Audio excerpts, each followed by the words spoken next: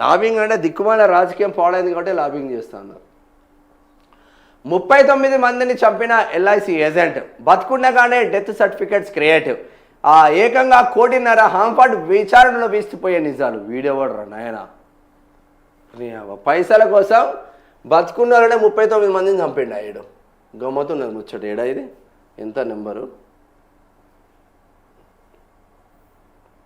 6 బతుకుండగానే చంపి పడేసిండు. ఘోరం రా నాయన.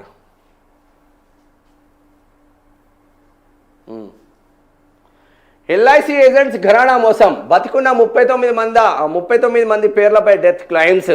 నకిలీ డెత్ సర్టిఫికేట్లతో 1.52 కోట్లు 1.5 కోట్లు కొట్టేసిండు వీడు.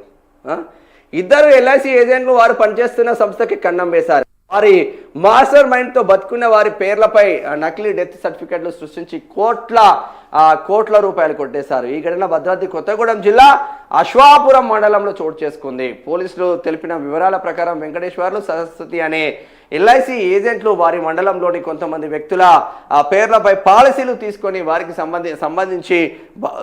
సంబంధించిన బంధువులను నామినీలుగా పెట్టారు. బీమా ప్రీమియం వారే చెల్లిస్తూ కొంతకాలం తర్వాత పాలసీదారులు మృతి చెందినట్లు ప్రభుత్వం నుంచి పొందిన మరణ ధృవీకరణ పత్రాలు సృష్టించారు. ఇలా 39 మంది చనిపోయినట్లుగా డెత్ సర్టిఫికెట్లు సృష్టించి వాటిని ఎల్ఐసికి సమర్పించి 1.52 కోట్లు తమ సొంత ఖాతాలో జమ చేయించుకున్నారు. అయితే ఒకే ప్రాంతానికి సంబంధించిన డెత్ క్లెయిమ్స్ ఎక్కువగా వస్తుండడంతో ఎల్ఐసి అధికారులకు అనుమానం వచ్చి కమిటీ వేసి విచారణ జరిపారు. దీంతో వీస్తుపోయే నిజాలు బయటపడ్డాయి. ఎవరైతే మృతి చెందారని డెత్ క్లెయిమ్స్ పొందారో వారందరూ జీవించే ఉన్నారు. భద్రాచలం ఎల్ఐసి బ్రాంచ్ మేనేజర్ చక్రవర్తి ఫిర్యాదు మేరకు పోలీసులు కేసు నమోదు చేసి దర్యాప్తు చేస్తున్నారు. 5 నెలల క్రితం సైతం ఇలాంటి ఘటనే సారపాక భాస్కర్ నగర్లో చోటు చేసుకుంది. కుటుంబ సభ్యుల సహకారంతో బతుకున్న వ్యక్తికి మృతి చెందినట్లుగా ఎల్ఐసిని తప్పుదోవ పట్టించి ఒక ఏజెంట్ డెత్ క్లెయిమ్ పొందాడు. కాగా 5 ఏళ్ళు వరుసగా ప్రీమియం చెల్లిస్తే ఎటువంటి విచారణ జరగకుండా డెత్ క్లెయిమ్స్ చెల్లించే అవకాశం ఉండడంతో ఈ ఏజెంట్స్ అవకాశాన్ని తమ మోసానికి వినియోగించుకున్నారు. వారే వా 5 సంవత్సరాలు కట్టిండట ఎల్ఐసి పాలసీ.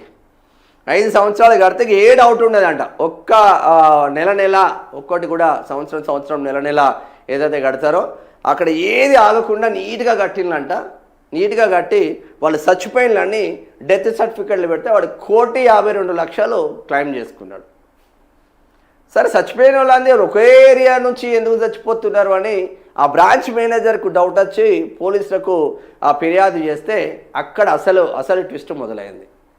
ఇక్కడ చచ్చిపోలేదురా నాయన, పైసలకు కకృతి పడి వాడు మాస్టర్ మైండ్తో పైసలకు కకృతి పడి ఆ ఎల్ఐసి ఏజెంట్ అనే దుర్మార్గుడు అందరినీ 39 మందిని చంపి వాళ్ళ డెత్ సర్టిఫికెట్లు తీసుకొని క్లెయిమ్ చేసుకొని 1,52,00,000 దొబ్బినట్టు సమాచారం. మన తెలివికి జోహార్ నాయన.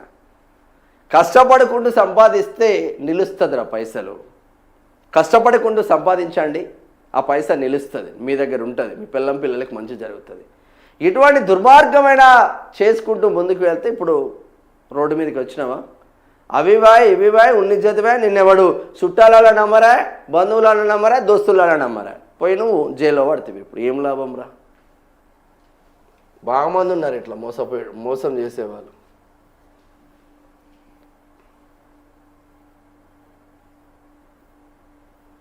ఇక రాజ్యసభకు నితిన్ నవీన్ 9 మంది అభ్యర్థులతో బీజేపీ తొలి జాబితా విడుదలైంది.